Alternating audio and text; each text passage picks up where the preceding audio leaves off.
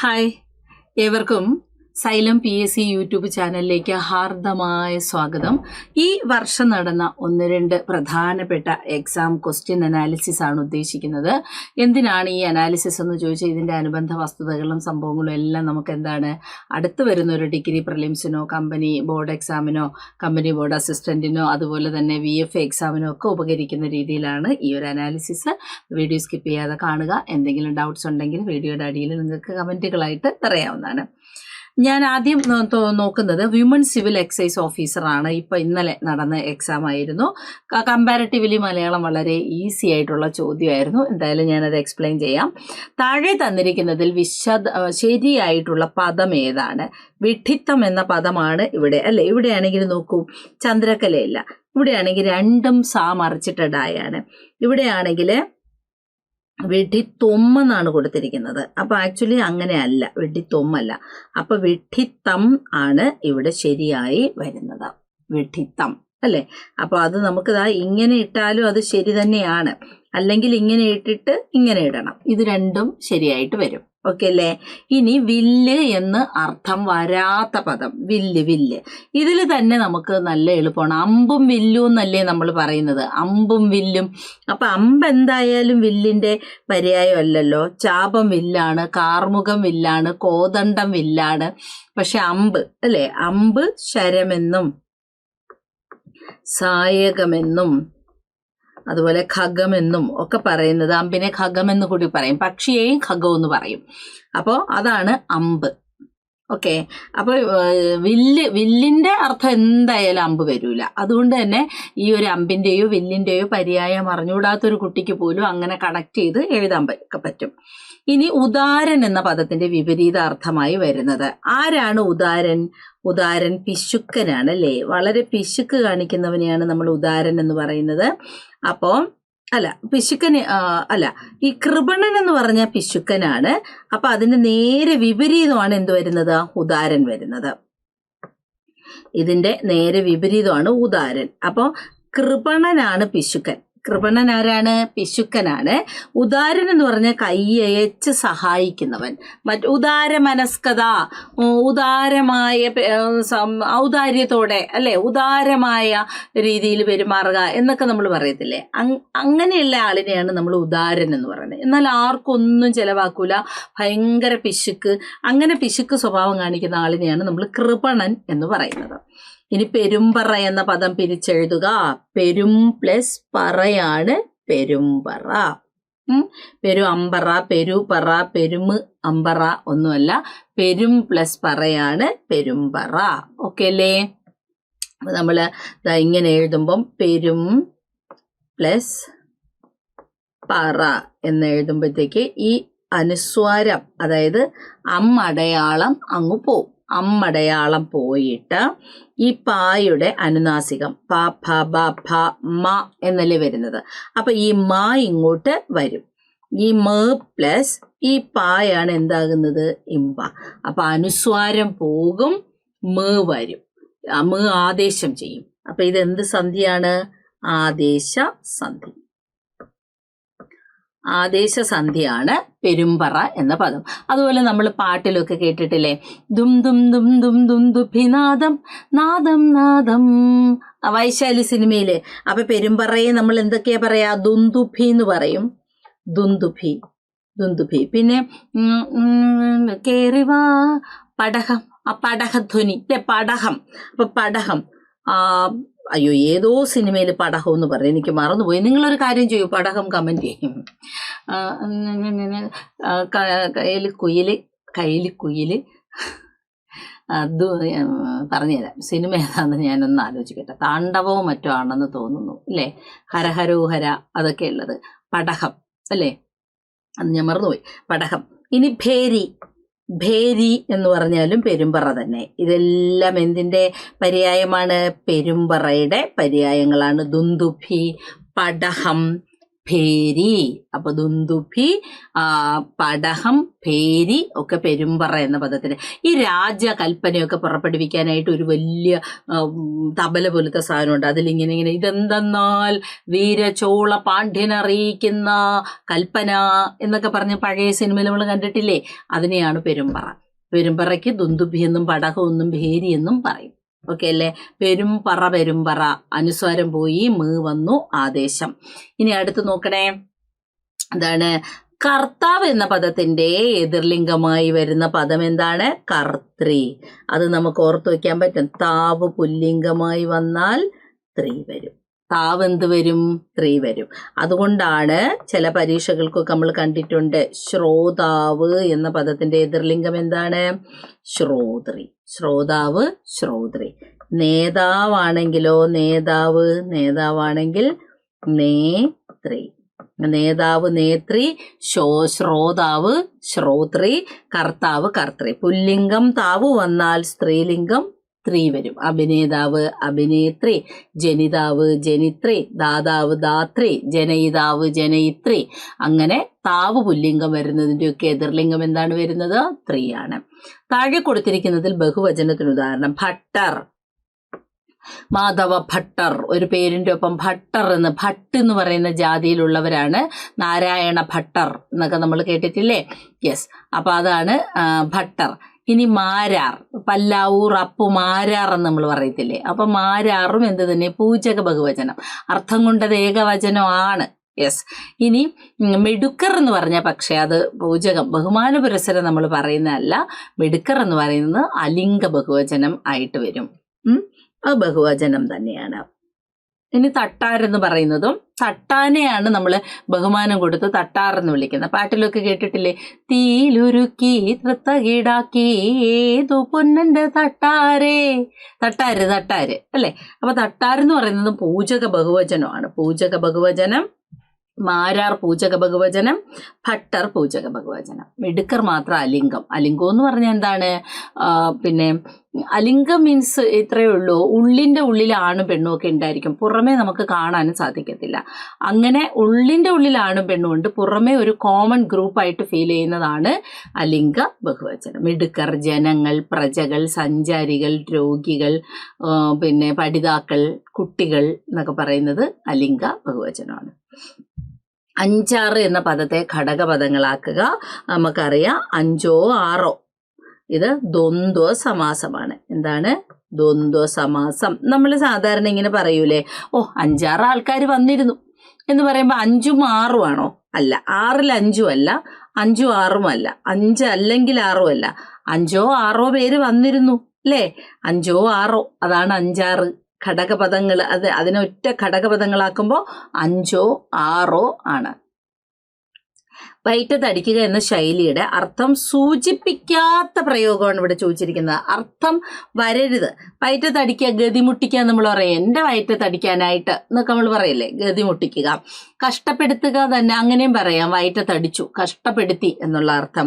ദുഃഖിപ്പിക്കുക, ദുഃഖിപ്പിക്കുക എന്നുള്ള അർത്ഥവും നമുക്ക് പറയാം. സന്തോഷിപ്പിക്കുക എന്നുള്ള അർത്ഥം വയറ്റത്തടിക്കുക എന്നുള്ളതിന് വരില്ല. അവൻ്റെ വയറ്റത്തടിച്ചുകൊണ്ടാണ് അവൾ ഈ പ്രവൃത്തി ചെയ്തത് എന്നൊക്കെ പറയത്തില്ലേ? അവൻ്റെ ഗതി മുട്ടിച്ചുവെന്നും കഷ്ടപ്പെടുത്തുക എന്നും ദുഃഖിപ്പിക്കുക എന്നൊക്കെ പറയാം. അടുത്ത പുത്രന്റെ ഭാര്യ എന്താണ്? സുനുഷയാണ് അല്ലെ? പൗത്രി ആരാണ്? പുത്രന്റെ പുത്രിയാണ്. പൗത്രി ആരാണ്? പുത്രന്റെ പുത്രി.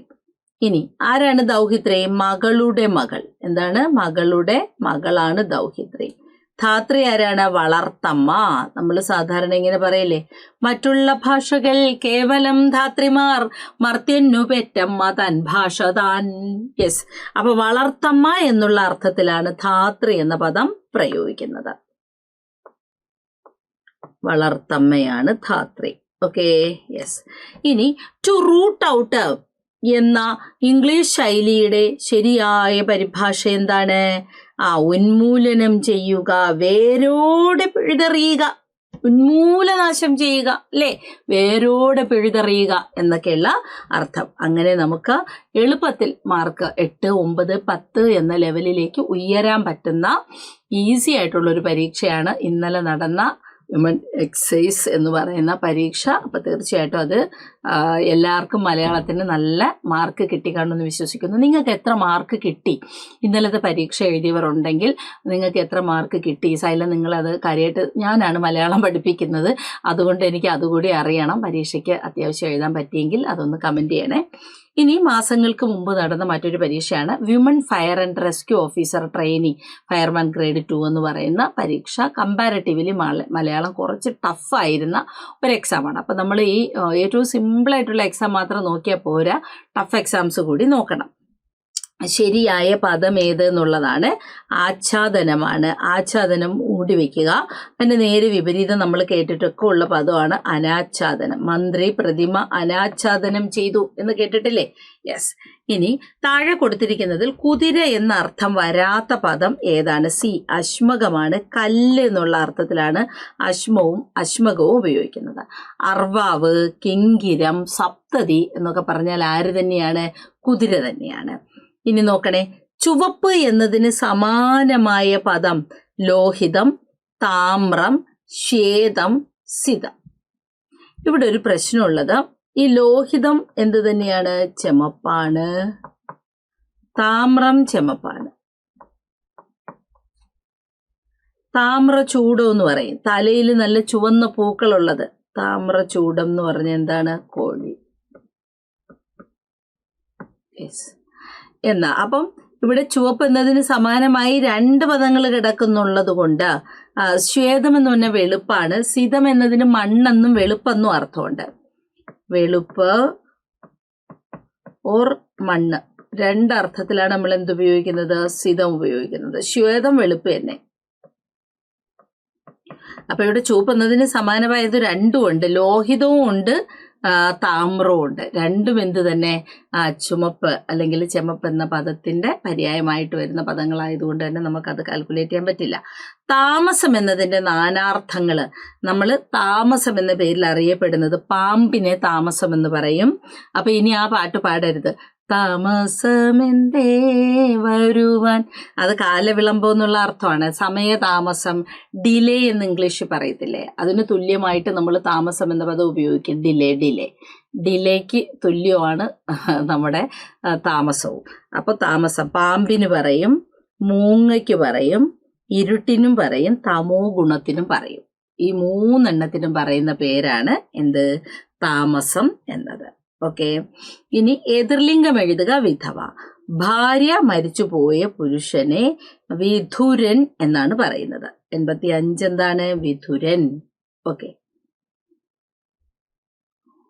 യെസ്. വിഭാര്യൻ എന്ന പദം കേട്ടിട്ടുണ്ടോ? വിഭാര്യൻ. പക്ഷെ വിഭാര്യൻ എന്ന പദത്തിന് ഭാര്യ മരിച്ച പുരുഷൻ എന്നല്ല അർത്ഥം, ഭാര്യയെ വേർപിരിഞ്ഞ് ജീവിക്കുന്നവൻ എന്നാണ് അർത്ഥം. അജ്ഞന്മാർക്ക് അനുഷ്ഠാന കർമ്മങ്ങളുണ്ടോ? സമാന അർത്ഥം വരുന്ന പഴഞ്ചൊല്ലേതാണെന്ന് അറിയാമോ? 86. കാട്ടുകോഴിക്കുണ്ടോ മകരസംക്രാന്തി? ആടറിയുമോ അങ്ങാടി വാണിപ്പോ എന്ന് പറഞ്ഞാൽ നിസാര കാര്യങ്ങൾ എന്താണ് എല്ലാവരും അറിയേണ്ട ആവശ്യമില്ല. എല്ലാ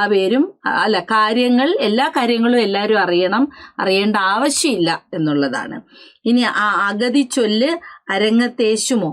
അതായത് ഈ പാവപ്പെട്ടവർ അഗതികളുടെ ചൊല്ല് ആരെങ്കിലും അരങ്ങത്തിരിക്കുന്നവർ കേൾക്കുമോ എന്നുള്ള അർത്ഥം.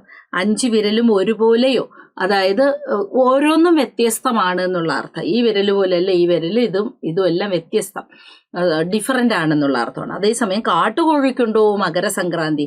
സൂര്യന്റെ ഭ്രമണപഥത്തിലെ ഭൂമിയുടെ അയനവുമായൊക്കെ ബന്ധപ്പെട്ട്, സൂര്യന്റെ ഏത് ദിശയിലാണ് ഭൂമി എത്തിച്ചേർന്നിരിക്കുന്നത് അതുമായിട്ടൊക്കെ ബന്ധപ്പെട്ടാണ്, ഈ പറഞ്ഞ സൂര്യായനുമായിട്ടൊക്കെ ബന്ധപ്പെട്ടാണ് മകരസംക്രാന്തി ആഘോഷിക്കുന്നത്. അതെന്തായാലും കാട്ടിൽ കിടക്കുന്ന ഒരു കാട്ടുകോഴിക്ക് മകരസംക്രാന്തിയെക്കുറിച്ചൊന്നും അറിവുണ്ടാവില്ലല്ലോ.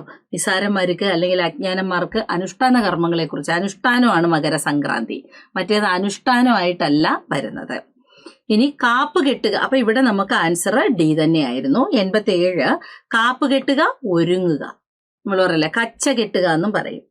കച്ച കെട്ടുക, തയ്യാറെടുക്കുക, ഒരുങ്ങുക എന്നൊക്കെ പറയും. ഓക്കെ, അതും ഇതിന്റെ അർത്ഥം തന്നെയാണ്. ഇനി അപ്പൊ അവസാനിപ്പിക്കുകയല്ല, നശിപ്പിക്കുകയല്ല, ചതിക്കുകയുമല്ല. പിരിച്ചെഴുതുക, വെണ്മ. ഇതും എന്ത് ചെയ്തിട്ടുണ്ടെന്നറിയാമോ? ക്യാൻസലേഷനിൽ പോയിട്ടുണ്ട്.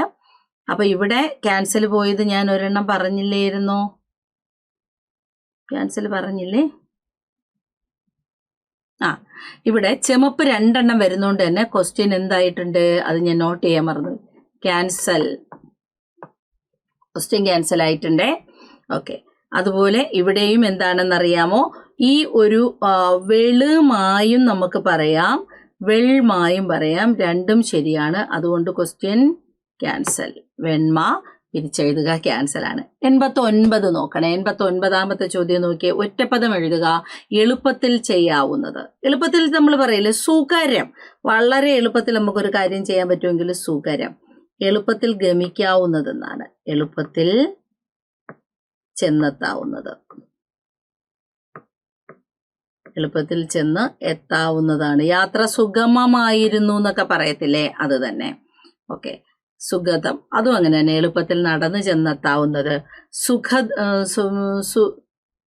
സുഖദം എന്ന് പറഞ്ഞാല് സുഖപ്രദമായത്. എന്താണ്? സുഖപ്രദം, നല്ല സുഖമുള്ളത്, സുഖപ്രദം എന്നുള്ള അർത്ഥം. ഓക്കെ, അപ്പൊ ഇവിടെ സുഖരമാണ് എളുപ്പത്തിൽ ചെയ്യാവുന്നത് എന്നുള്ള അർത്ഥത്തിൽ വരുന്നത്.